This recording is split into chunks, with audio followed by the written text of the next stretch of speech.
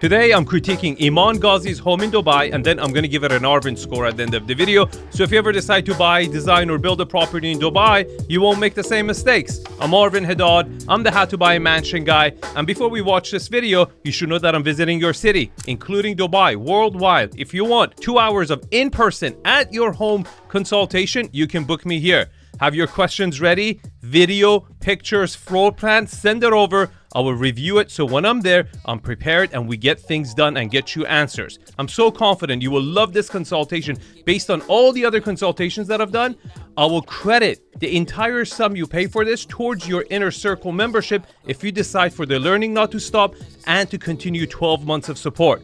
Let's watch this video together. Going to see Iman Gadzhi. Oh my God. This is the old Dubai. Habibi, we have a problem, okay? This is the problem with Dubai. It's gone through such a humongous boom over the years, right? When you look at the older properties that were originally built on the Palm and the new ones, it's a world of difference. And this, I'm going to score it architecturally later. It's not going to score really well. It's actually quite embarrassing. Welcome to Dubai. Right now we are on the Palm in Dubai. It's that man-made island. It looks like it's leaf, everything. We are on one of the fronds. So like if you look at the map, show them the overhead. So the little fronds are those leaves. So we're on one of those and we're going to see my friend Iman Gadzhi. Okay, let's go back to the view of Palm Jumeirah because this is really important. Pay attention. Not all the fronds are equal, okay? They were released at different dates. And they kind of tell the history, the time lapse of Dubai. The earlier ones have a lot of them smaller lots and the construction and architecture looks really like not up to par like this. But then the later ones like the G front where I have one client in, it looks much better. Way bigger lots and they're building like really good architecture, you know, as much as you can. They're all pretty much Mac mansions, but you know, it carries a lot more weight. But even with those, the problem is you always look across to an uglier front. And that's a common theme with all of them. And I don't like that. So we're just going to go interrupt his whole day and do a fun property tour. Let's go see Iman's house. Before we do that, let's talk about the architectural style because I don't know what it is. Is it Spanish? Is it Tuscan? Is it Mediterranean? Is it a hacienda? I have no idea. And the proportions and everything is off with it. First of all, the balconies on this side is completely overwhelming and about 70% of the front facade is garage. There's no focal point on the front door. The windows don't have any symmetrical pattern, the front or the back. And then there's a turret, like, you know, medieval castle that, you know, looks like it's an elevator shaft for the building. It's just completely off on all proportion architectural style. And this is very common with a lot of older homes that are built in Dubai. They're just completely off. I have more vlogs video, which is way worse than this. But this is, you know, pretty bad itself, especially for being on Palm Jumeirah. Big door. Did you hear how hollow that sounded? That's a cheap ass door. Look who it is. Welcome to Middle East. How Thank you doing? Come on in. Welcome to the humble abode.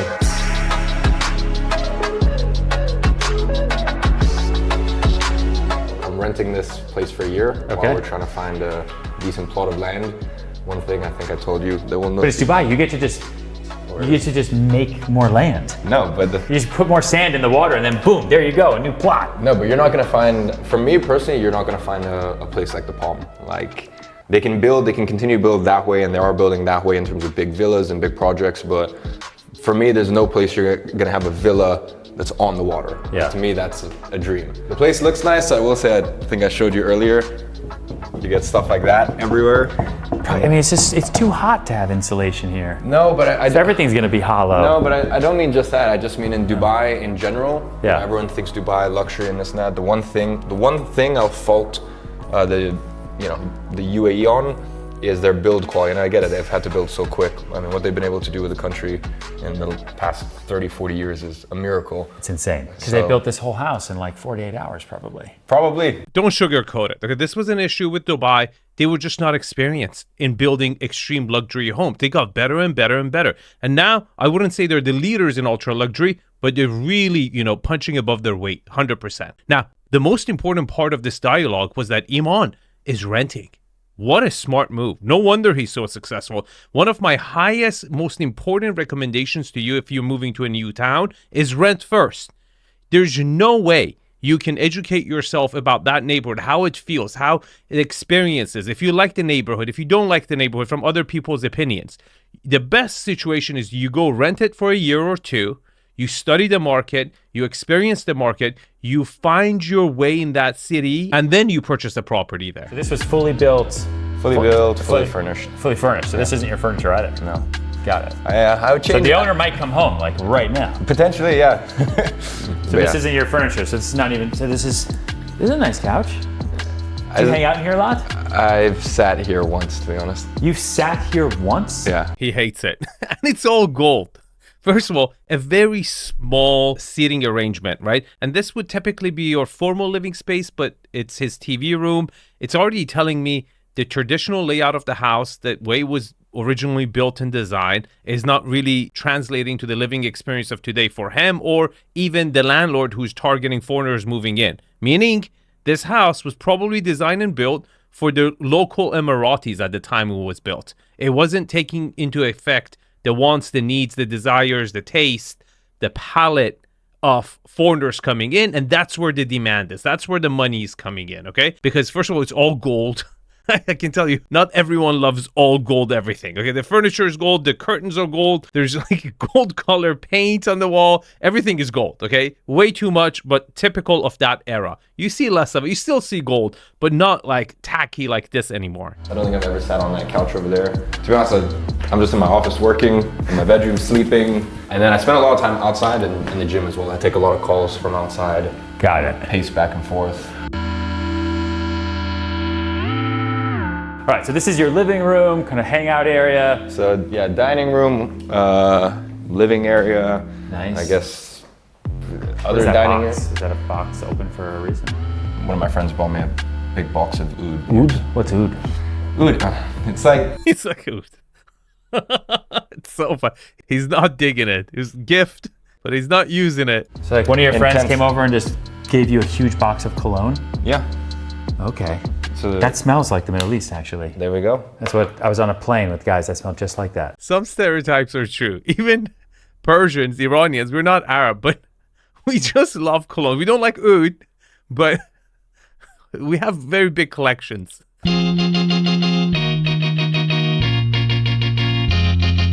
So yeah, coming into here, lots of TVs. Place came with lots of TVs. Lots of TVs. Once again, And they've got stone on the wall that goes up. This is so strange. So you had a TV room there. You have another TV room over here. Do you wear shoes in the house? I don't. Okay, I usually wear shoes in the house. You do? And I don't know many people that do. I feel weird walking around my house, like, with no shoes. But then you take the outside inside. I'm only wearing shoes because you didn't say anything and you're wearing shoes and he's wearing shoes. I guess it's because I work from home. Yeah. So for me, like mentally, it feels weird sitting at my desk or like being around the house and trying to get any work done if I've got like slippers on. Yeah. I relate to that. Well said. But most importantly, what the hell is going on behind him? Is it a kitchen or is it a kitchenette? Where are we? You know, again, this old layout is traditional, like Emirati layout, is not working in today's world. Like, let's figure out what's going on over here. So what is this? Like, where are we right now? Is this a bar? No, it's a little place for you to sit down. Should we sit here at this stone Chef bar? makes some breakfast. This is like your breakfast bar. Breakfast bar. With no kitchen though. Kitchen's through there. The secret kitchen.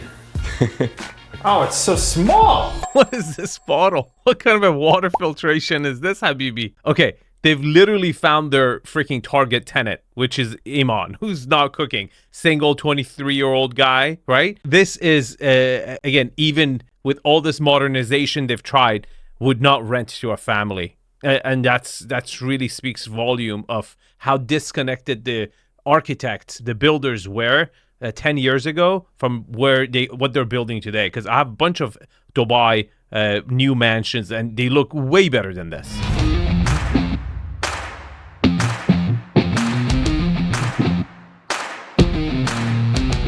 So this is home gym. Nice.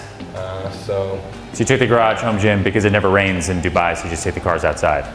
yeah, No, you definitely need a garage in Dubai. First of all, it gets really hot. Your car interior would be bloating. But most importantly, there's a ton of dust, a lot of sand in the air. You certainly want a covered garage.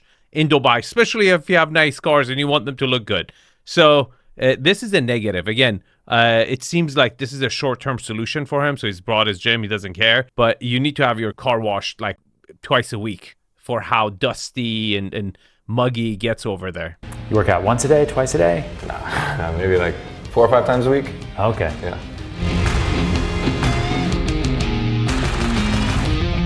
Obviously, there's no basements on this island. No. You'd be like, I don't think so. I mean, There is.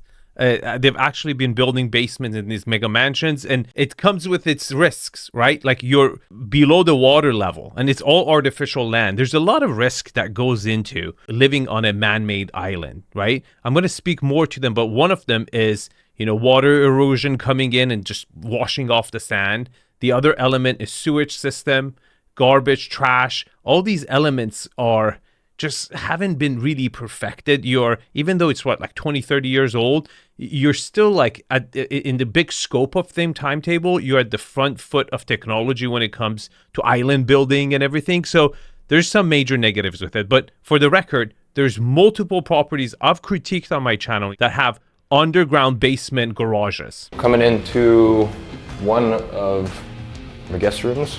Well, I guess technically this is the only guest room at the moment. has anyone ever slept in this bed? Yeah. I had like quite a few of my employees that were visiting me before we went to Nepal. You're such a nice boss. I don't think any employees have ever stayed at my house. Really? Don't get any ideas. I mean, to be honest, even in Cape Town, I had some of my employees staying, so much so that my place was so packed, I just stayed in a hotel 5 minutes away. I was like, you guys take the house. I'll go stay in a hotel. That's nice. It's common for entrepreneurs who are single would want to have their staff, trainer, cook, employees under one roof.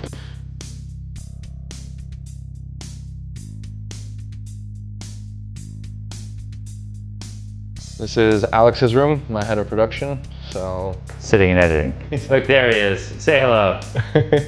hi, well, why don't you tour the room, Alex? Me? No. I've had the set show, but it's been like maybe 2 weeks. Okay. Like 5 months a year, 3 months a year, 4 months a year. I don't even know what it is now. Nice. You got like the red themed room. No, like this is why I gave him the red room, because the red room. Alex is, he's someone else. He's single as well, by the way. So. Okay, so again, if you're a chef or a lover of Alex, oh, you have a red bathroom. Like it. Like these houses, when developers do them and they do them on spec, it's always with designers, and I sit with them all the time. Like, well, this bedroom has to have a theme, and this one. So you've got the pink one, you've got the red one. Oh, it's just like a little bit maroon. I would never do that. That's not what I would recommend. You don't need to have a theme for every room. That's a massive mistake. The whole house needs to have an identity and a theme and a color palette. You actually would want the least amount of deviation, right? So you carry 3 tones in the entire home. Then when you go from one room to another room, you keep 2 of them, you change 1, right? Very subtle. That's how you make a property more expensive looking, still have that taste and variation within it, right? And you can even keep the whole palette the same, just change the percentage of the color that you're using or material you're using, right? And then you got a terrace. You have no doorknob. We have no doorknob, so we should probably get that fixed. The real secret is he took this off so he couldn't escape. He's like, oh, I can't get out. That's so funny. Lock that door. Edit. Content! And then Very cool. I love this though. How like airy it is, how it breathes. You can see all the way through. That's the elevator shaft tower that I was telling you about. It seems like it actually is used for the stairway. But what's really missing here, which you would totally see in newer Dubai properties, is an upstairs landing area and possibly a living room, upstairs living space. Right now, you just get up, it's a hallway, room to room to room to room. The layout so far, you got the right bedroom count in the right areas, but it's totally traditional in a way that like just people don't live in anymore. You don't have a real kitchen. You have 2 living rooms next to each other in really small proportions. Let's not talk about the backyard because you ain't got one. You got a terrace balcony and then you got the beach, which is shared with everyone else. we move into the master. In the US, we call this the primary. Really? Yes. I've never heard that before.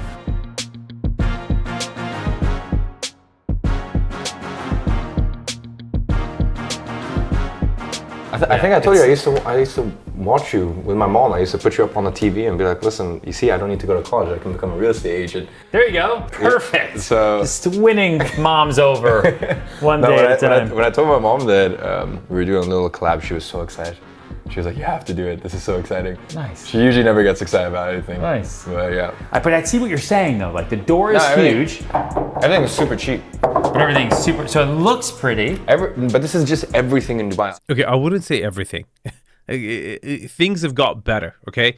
You see, when you're trying to elevate a city from one level to another level, you need to elevate everything, not just infrastructure, but also your labor work, right? Your labor hasn't built that. We've been building other stuff, right? And a lot of them are coming from Sri Lanka, India, maybe Pakistan, and they're just not trained to build high end. So it takes time, right? It takes time for the craftsmen, the people who are actually doing the job, gained experience, learn to build better and better stuff, and that's the thing. Right now, I've seen way better quality stuff in Dubai. I like this. It's like a neutral kind of gray. But even from the closet, you have the view of the water, tons of sky, huge shower. It's like a party shower. You have tons of stone accents, like even this. Like, I know we say like everything's done cheap in Dubai, but like... It's less tasteful, right? I would say, look, if you're really in love with this really busy marble, first you should know a couple things. One, the busier the marble, the sooner it gets old and the sooner it will be recognized by that period. So you're like, okay, that was really in 2018. Okay, that's one thing. The second, it just overwhelms you. It distracts you. It doesn't calm your eyes. It pulls your eyes in all different directions, as it did happen to me when we walked into this bathroom. Try to minimize its use, right? Try to find other material that balances that busyness with calmness, so you create a little ambiance that would actually make that little busy marble look even nicer, right? When you overuse it, you take the oomph out of it. So where are we going to now? So this is my office, which, well, I guess it used to be my office. Now I don't even call it an office anymore. I just call it a recording studio because... So this is cool. So this is the final bedroom. So you record most of your YouTube videos from here? Yeah, everything in the home studio, yes, and then sometimes we're abroad and we'll record if need be. Got it. All right, let's go see outside. We haven't been outside. When did you start getting into watches? Well, my first watch was when I was 9 years old. I bought a Timex Expedition. Okay. I thought it was like the coolest thing ever because you would press the crown and it would illuminate. Yeah, once I made my first sort of serious money, I bought a Rolex. Nice, let's open it up. So, yeah, here's some of my collection. My favorite isn't actually here. It's a reference code 5712R.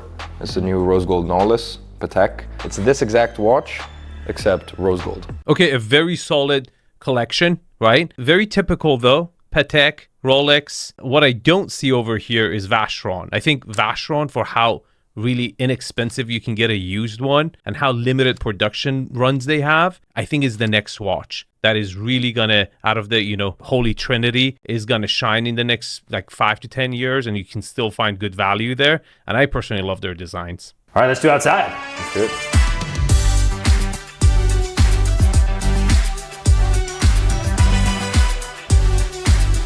Do you see how like the window proportions are off, and then it doesn't have any symmetrical return? There's no symmetry in the whole building to begin with, but there's no like repeating the same style twice, which kind of calms the eye.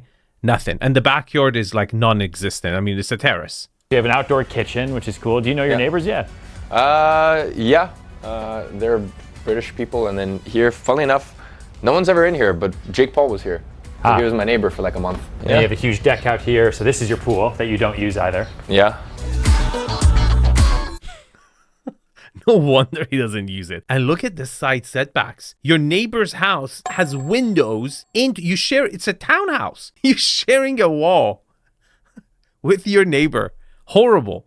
Again, this is not luxury whatsoever. Of the city with the Ferris wheel. At night, it's very, like, that's when it's really, really peaceful. Yeah, and you can it's already starting to cool down. Like the sun just going down. It's not as hot as it was earlier. It's wild. But I guess what I'm saying, it's just a very different vibe because you see some of the city lights over there, and it's a very interesting vibe at night.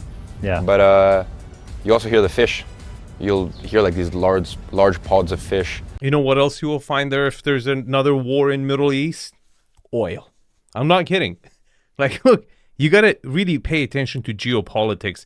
I think a lot of, as much as I love Dubai, and I think I really salute for what they've done, incredible story, right? But it's just not in the safest area in the world. And geopolitics right now, I mean, 2-3 months ago, there was an attack on Qatar. If, God forbid, Middle East goes through its 30, 50-year cycle of a war, two things going to happen. First, there's going to be, tanker wars, and there's going to be a lot of oil. If they're stopping, let's say, Iran from shipping its oil and it decides to shut down straight up Hormuz, which has repeatedly said it would, without getting into politics, this Persian Gulf is going to be very oily. So this is going to be a negative. But even way bigger scope than that, timing your purchase is super important. And I truly believe Dubai is one of those places that you got to catch the wave at the right time.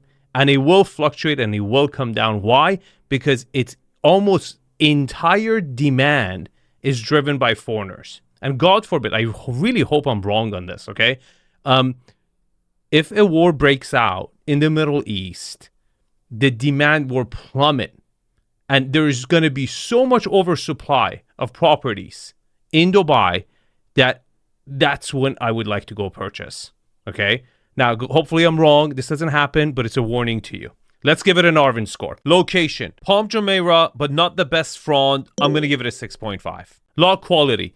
Look, the dimensions are not bad, but it's not ultra luxury whatsoever. I will give it a 7. Lot utilization. You have no frontage. You're on the street. You have no backyard. Your side setbacks are really minimal. I'm going to give it a 4. Privacy. All the fronts are gated, but you still have water access coming in. That's not ideal. And at the same time, your neighbors are way too close in and they look into your property. I can't give it anything more than an 8. Lot orientation. You're southeast facing. I'm going to give it an 8. Architectural style. This is the easy one. This is perhaps one of the worst made up architectural Mediterranean, Spanish, Tuscan. What the hell it is? I don't even know. None of them were proportional. I'm going to give it a 2. Views. You do get water views, which are good. You get beach, sand, water, and then you see the other front, which is none of them are pretty. That's a big problem I have with the, I much rather kind of zoom out, come from the top from an apartment complex and look down. It looks just better, just the geometric shape of it, of the palm. I think that's more beautiful than just the water and the next front in front of you with a bunch of old homes. For that reason, I'm still going to give it a 6. Layout. We had major problem. Your kitchen wasn't a kitchen. Your former living room was really a majlis, which was turned into another TV room. So they have 2 TV rooms. You didn't have a landing area upstairs. Then you have 3 bedrooms upstairs, which was nice. You didn't really have a wow factor when you walked in. It didn't have that indoor-outdoor connectivity for a beach property. I'm going to give it a 4. Scale and volume. I think everything was somewhat proportional, but for a Mac mansion, I'm going to give it another 4. Finishes. Look, I have to give it to them. It was at least cohesive. Like they had a palette beside that red room. The whole thing kind of came together with this kind of different shades of gold, but completely out of whack, right? So it can't get anything more than a 3. This is the Arvin score. If you want to see a proper property in Dubai, watch this one. If you want to join the inner circle, click over here. Otherwise, I'll see you guys in the comments. Have a good one.